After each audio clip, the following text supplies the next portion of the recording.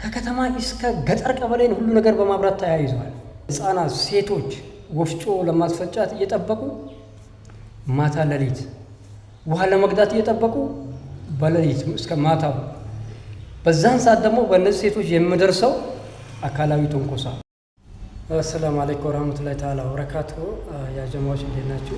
ዛሬ ሀሳብ ለመስጠት የፈለኩት ያው በሳንኩራ ዓለም ገበያ ማህበረሰብ ከፍተኛ ስቃይ እያደረሰ ያለው የማብራት ችግር ዙሪያ ነው።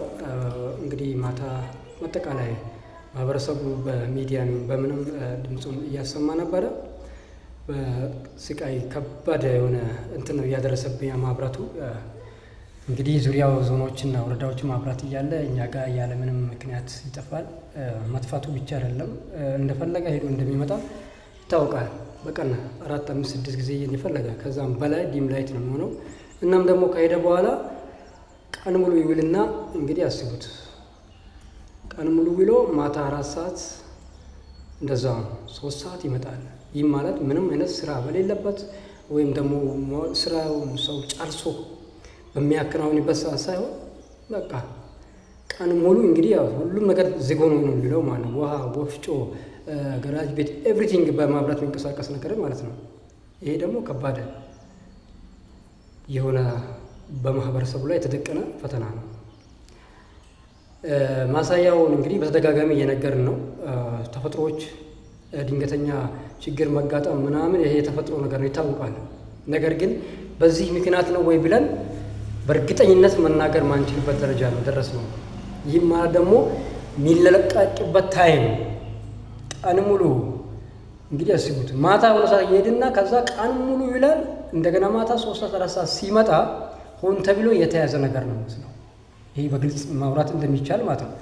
ካልሆነ እንግዲህ ያው ብልሽት በቀን ነው የሚሰሩ ብልሽት ሊገጥም ይችላል። ያን ብልሽት ደግሞ እንዴት ነው ማድረግ ያለብን? ከማህበረሰቡ ጋር በምን መንገድ ነው መፈታት ያለበት? ማህበረሰቡ ይህን ችግር ማወቅ የለበትም ወይ የሚለው ነገር ደግሞ መሰራት መቻል አለበት። የሚሰራ ነገር የለም። ዛፍ የሆነ ነገር ነው የሚባለው። ስለዚህ ይሄ ነገር ደግሞ በጣም ለእድገቱን እንተው፣ ፋብሪካ ምናምን ነገሩም እንተው፣ ችግር የለውም ሰው እንደሆነ ይሆናል። ነገር ግን ውሃ ለመቅዳት እየጠበቁ በሌሊት እስከ ማታው በዛን ሰዓት ደግሞ በእነዚህ ሴቶች የሚደርሰው አካላዊ ትንኮሳ፣ አደጋ የሚደኝ እላያቸው ላይ የተደቀነው ነገር ማየት መገመት በጣም የሚታወቅ ነገር ነው። ስለዚህ ከዚህ የተነሳ ለምሳሌ ትላንት ሄደ 3 ቀን ሄዶ ነበር እንደፈለገ እየሆነ ማታ ለሚመለከተው ለዞን አካልም እያቀረብን ነበረ። አሁንም ያው ይህንንም ለዞኑ ነው ድጋሚ እያቀረብን ነው። ከማታ 3 ሰዓት ጀምሮ እስካሁን ድረስ አልሄደም። ተመልከቱ እስቲ። በቀን 14 ጊዜ መሄድ ነበረው። በቃ ማህበረሰቡ ስልችት ብሎት ህዝብ እንዲያውቀው በቃ ሰው ሲረባረብ ምንድነው የሚሆነው? በቃ የተጠና ነገር ነው፣ ምንም ነገር የለም። ወይም ደግሞ ልክ ዓመታዊ የማብራት ፎረም ላይ በቃ ተደርጎ የሆነ ግምገማ ተደርጎ ልክ ከዛች ከፎረሟ ማታው ጀምሮ ለ1 ወርም ለ15 አይሄድም። ታዲያ ይሄንን ነገር ዞኖች በተደጋጋሚ ያው ህዝቡ በሚዲያም እየጮህ ነው፣ በአካልም እየተናገረ ነው። ይህንን ነገር ደግሞ ለአንዴና ለመጨረሻ መፍትሄ እንዲሰጡ ነው። መፍትሄ ይሰጥ። እያንዳንዱ እንቅስቃሴ በዚህ ጊዜ ከማብራት ጋር የተያዘው ያ በሆነበት ሁኔታ ላይ ይሄ ነገር ደግሞ እንደዚህ ተነጥሎ በእኛ ማህበረሰብ ብቻ ነው። ሳንኩራና ዓለም ገበያ ሁሌ ዛፍ ነው፣ ሁሌ የሆነ ነገር ነው የሆነ ነገር። ይሄ ማህበረሰብን ከመናቅ የመነጨ ነው እንጂ 1-2 ቀን ማብራት ወይም ዝናብ ወይ ንፋስ ወይም ደግሞ ዛፍ ሊሆን ይችላል።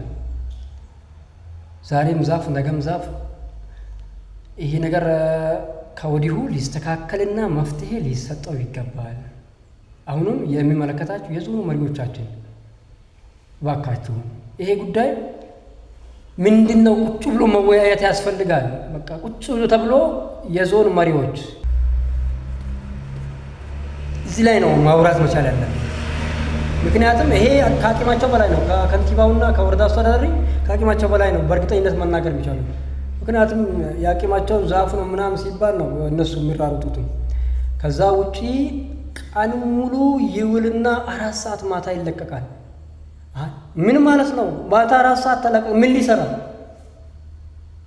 በዛው ላይ ደግሞ አሁን ከተማዋ በከባድ እድገት ላይ ነች ያለች፣ ወረዳውን በዛው ልክ የሚተካ ጉዳይ አይደለም። የብልጽግናን መንገድ አገላለጽ የሚተካ አይደለም እና በተረፈው ምንድን ነው?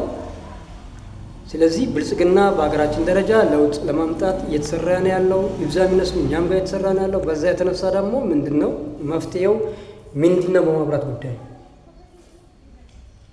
የዞን መሪዎቻችን እባካችሁን እስቲ ኑ እስቲ የክልል ዲስትሪክት ይምጣ፣ አብሮ በጋራ ውይይት ያስፈልገናል። መስመር መለያት መቻል ካለበትም መስመር ይለይ፣ ካልሆነም ከወራቤው ይደረግ፣ መፍትሄ ይደረግ።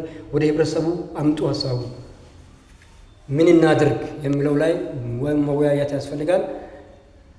እንግዲህ ያው ትናንት ማታ ሰኞ ማታ 3 ሰዓት ላይ እንግዲህ ሁሉም ሰለቸው፣ ወጣቱም ምኑም ሰለቸው። ማህበራዊ ሚዲያም ለዞኖች መልእክት ማስተላልፈናል። ከዛ ጀምሮ ያው መጥቷል። እስካሁን ግን አልሄድም።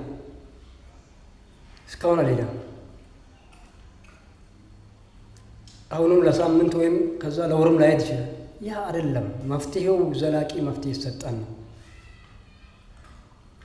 የዚህ ጉዳይ መቋጫው ይደረግ ነው ለማለት ነው የምወደው። የተከበራችሁ የዞን መሪዎቻችን በአክብሮት እንጋብዛችኋለን። መፍትሄም እንደምታመጡልን በእርግጠኝነት እንተማመናለን። የሚያስፈልግ ነገር ደግሞ ከሰጪ ልማታዊ ባለሀብቶች አርሶ አደሮች አሉ። ወደ እነሱ ሀሳብ በቅርቡ የሚያስፈልግ ነገር መደረግ መቻል አለበት። ሰላም አለይኩም ወራህመቱላሂ ወበረካቱ።